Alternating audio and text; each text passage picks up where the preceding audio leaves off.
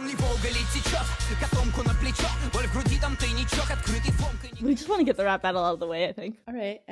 I told Smith this, like, I don't know, when the rap battle came out, I was like, everyone's talking about it. Like, it's all over the news. Because actually, like, Medusa, the main liberal paper, well, the main one that I read, devoted at least 5 articles the week that the battle was posted. And so I was, like, under the impression, that everyone was talking about it. And then Max is just like, who are these people? Like, what is And I was like, the rap battle? He's like, no. You were like, everybody's talking about Everyone's talking about it. But actually, like, all the Russians are talking. So, like, I talked to all the Russians, but it's true that, like, this week at my work, people were talking about it and specifically talking about this interview that was made with one of the rappers after it. But the point of this little segment for me is just, like, we're going to do a couple episodes, at least one next week, on Russian hip hop. And I wanted to just, like, introduce this battle because it's a time sensitive event, and it actually, like, it really was a big deal for some people. No. Like, I mean, yeah, it's not honest to say, like, about it. Like, I'm not just, like, a typical person because I don't read Russian newspapers at all. That's why I missed it. Maybe there are some memes about it, but because I missed it and I'm so far from this topic, I was. Because now I watched this battle and, like, 15 million people watched this on YouTube. So 19. That's 19? Yeah. Oh my god, 19. Yeah, definitely. So, I mean, it's very, like, common thing. Okay, so I'm gonna do this quick, I think. Now that you're, like, embarrassed that you ever cared about it. A little bit. Okay, so first of all, like, just the context is just that, like, there are a couple of big YouTube channels that host these kinds of battles. They compete with each other, and basically it's a scene that exists. It's not, like, as lame as it would be if it was in the US, right? I want to be clear. I mean, I said this via text that, like, rap battles aren't, like, really a thing anymore in the US, but at one point they were, and they weren't lame at that point. They still happen occasionally, but they wouldn't be, like, this big media sensation in the same way that this. Okay, so why is it a media sensation? Sorry to interrupt you. I just need to grab my thought before it flies away. The 2 participants, one is named Oxxxymiron and the other is named Gnoyniy, which means, what does Gnoyniy mean, Max? Like, gross and, like... Yeah, something like that, yeah. Oh, festering. Ew. That's like... Ew, oh, that's bleak. Like foul, purulent. Yeah, it's a gross word. In this battle, it's like Oxxxymiron, the first guy... Actually, I'll introduce him first because he's easier to introduce. He's super famous. He's like a mega rap star. Like, he fills stadiums. Like, that's really all you need to know. He's been around a long time. And he's very involved in Russian pop culture. Because he's on the media all the time with all pop stars meeting around, and just he's, like, living with these celebrity lives. So Gnoyniy has a few... The festering guy. Really I'm sorry. Festering guy. What is it called? Like, other names? Pseudonym? No. Like, AKA... Yeah. Okay, so he's also Slava KPSS. Yeah, that's very ridiculous because this is the phrase that communists say after the party, like the Communist Party. Oh. So the KPSS means the Communist Party of Soviet Union. Slava KPSS, this is the phrase they use when the party meeting or party gathering was ended. Kind of Nazi stuff to say. Yeah, because Slava means glory. Glory. So it means glory to Communist Party of Soviet Union. Yeah. Yeah, it's like Heil Hitler a little bit. For communists, yes. In that way. Okay, ew. I totally didn't get that because I'm dumb. His other pseudonyms are just random, like, I think older ones. Sonia Marmeladova, Valentin Dyadka. And Sonia Marmeladova is from Dostoevsky novel. The Crime and Punishment. And this is the, you know the character. Can you introduce? Yeah, Sonia Marmeladova is one of the main character of the Dostoevsky novel, and she was working as a slut. As a slut? As a prostitute. I mean, prostitute, yeah. I wish you could work as a slut. I want to work as a slut. Can I get paid for my lifestyle? Yeah, he was working for, like, to help her family, because, like, everyone in her family was ill, and because she was the oldest one, she needs to get monies, and then she fell in love with the main character, who is Raskolnikov, and then she left and she was very religious. That's the main point. That she was like during nighttime she was a prostitute, during daytime she was praying and asking for forgiveness, and yeah, Dostoevsky as usual. Yeah. We're going to come to that later because I don't know, describing like what his main vibe is. Basically, these two characters, like, the point is one is super famous and then the other one, Gnoyniy, he's more of a battle rapper, quote unquote. He's not as well known, and well, now he's super well known, obviously. He's a bit younger. In this battle, they both represented these two like communities that I referenced. One is called Versus and the other is called Slova SPB, which is like literally means word, St. Petersburg. It basically just means they're like competing platforms for rap battling, and each of them was representing one of those platforms, and it's like it just sort of added a more of like a collective competition. The whole thing about Slava/Gnoyniy, right? The like underground kind of like battle rapper underdog guy. His whole like shtick is that he is super like nihilistic. Like he's also part of a collective that's called, or like a collective, I think, that's called anti-hype. Anti-hype meaning like you don't care about fame and like everything. He also calls himself like postmodern rapper, but it's this whole, has like a very fuck everything, and he personally has that vibe. They battled in 3 parts for an hour. And then like the other main things that happened, and people watched it, people reacted to it, there are memes about it. Like their vibe during the battle was very antagonistic, but like for real. Like it was like not just like for the sake of the battle, and kind of because like there's this sort of ideological like conflict happening where like Oxxxymiron is like more not like from an older tradition, but he definitely has more sincerity. He's more sincere than the like fuck everything Gnoyniy guy. I'm just realizing that he calls him a Slava, like glory to the Communist Party. Like that's so lame. But I guess the main idea of using this name, he tries to show that he doesn't care about anything at all, even about this Soviet bullshit. Yeah, no, I mean, obviously he's not a communist. It's like obviously a joke, and he's also not religious. Like that's his thing. And like the other big event that happened, just like media-wise, is that after the battle last week on the 23rd, this really famous Russian YouTuber called Dude, he does interviews with like a lot of famous people. Someone at my work referred to him as like the new Posner, the Posner of this generation. You're going to hear a clip from him in another episode, so I'm not going to introduce him. But anyway, he does an interview with Gnoyniy. Max and I watched part of this interview. It's just like, Gnoyniy's just like, being super he annoying. sucks. Yeah, he's like wearing sunglasses the whole time, obviously.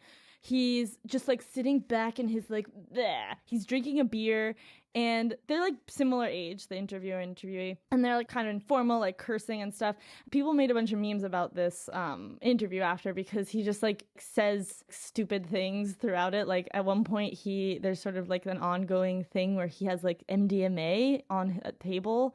He keeps being like, it's not mine, it's just for guests. Like, don't you want something? He like keeps offering him to like do drugs on TV. It's just like, and the guy's like, no, I'm good, thank you. Like the controversy, or like the thing about this whole battle, is that the asshole is the one who won. And the fact that he won was like the newsworthy thing. And another thing I wanted to mention was that someone made a comment about like, is rap battle dead or something? The two of them referenced, definitely Oxxxymiron referenced like, rap battle is not dead. And also the judges at the battle mentioned it, because they're like, yeah, you guys, this is like a really legendary battle. No matter who won, it was like legendary, so you're like keeping this like culture alive, etc., etc.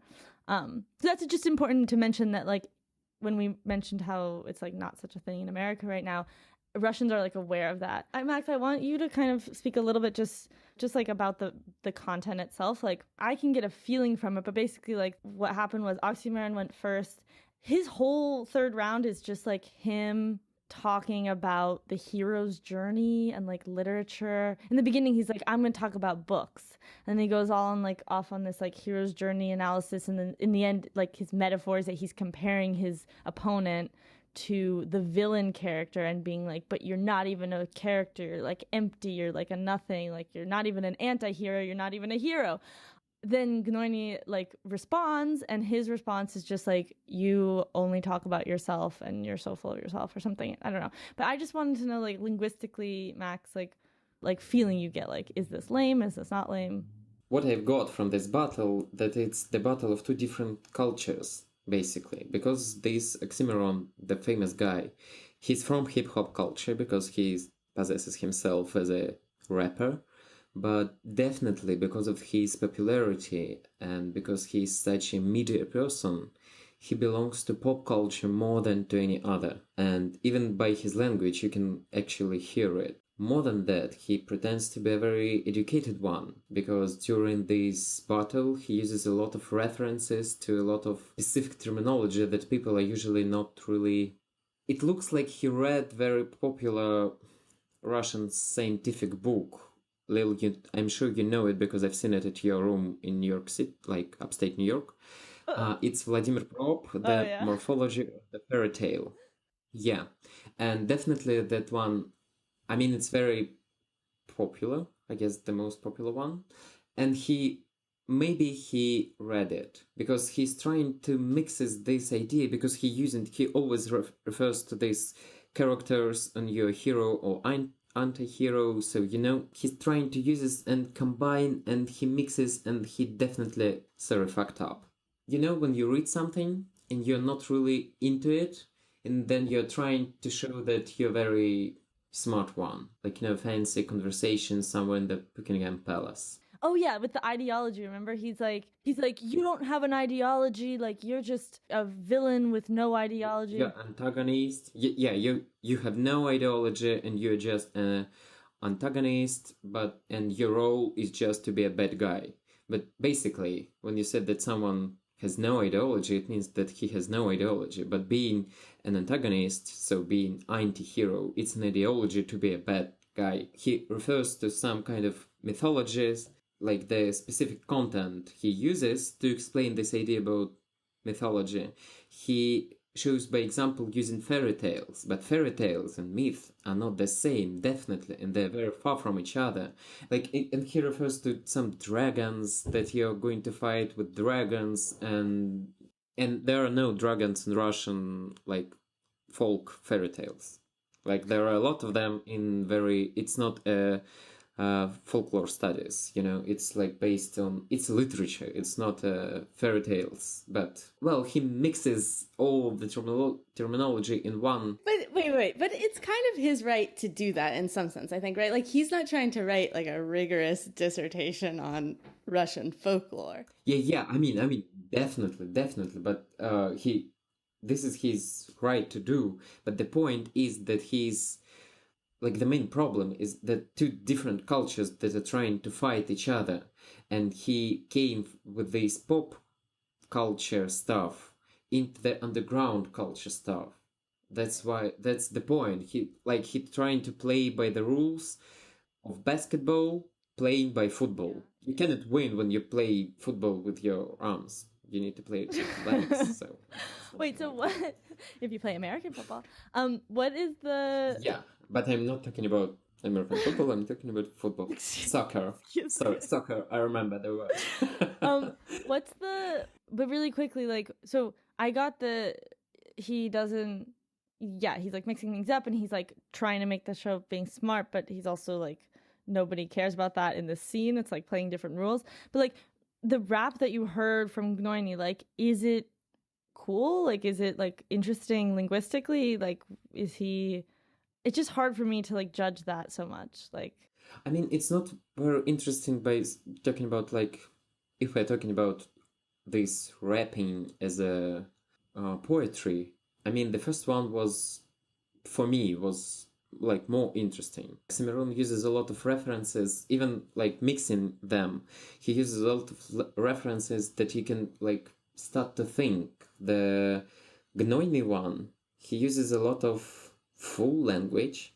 Foul language. Foul language, cursive, yeah. Yeah. He uses a lot of it, and I mean, there are a lot of ways to use that language, because in Russian it's very rich and very, like, in a huge part of the language in general, just like not a couple of words, and you can use it very beautifully. For example, like contemporary writer Tatiana Tolstoy is doing it in her books. So it can be very beautiful, but he uses it just like to be very mean. You can't see the beauty of language when he's speaking. I guess the reason why he won, because he's trying to represent this underground hip-hop culture, and that's why he won this pop rapper Oxxxymiron. Yeah. No, I feel like that too. I almost feel like it was like impossible for him to lose just based on their like the setting kind of and like the situation. He like just dominated in that sphere and he got way more like applause and support and like it just also like it's not just underground hip hop in Russia, but it's specifically this like anti-hype again, that like this like nihilistic stance. Yeah. So there's no way this like it almost makes Oxxxymiron look a little bit like bright-eyed and bushy-tailed, you know? He's like coming in and being like, I'm gonna rap, and everyone's like, no. Okay, let's move on, shall we? Не Black Star, но Black Label. Первый на бите, как Нил Армстронг. Бессмертный, блять, Маклауд. Мы пережили всех, Фидель Кастро. Капюшон мастера не прошел кастинг. Клоуны красти, выпал как Гайвер. Каждый мой сайфер, это блокбастер.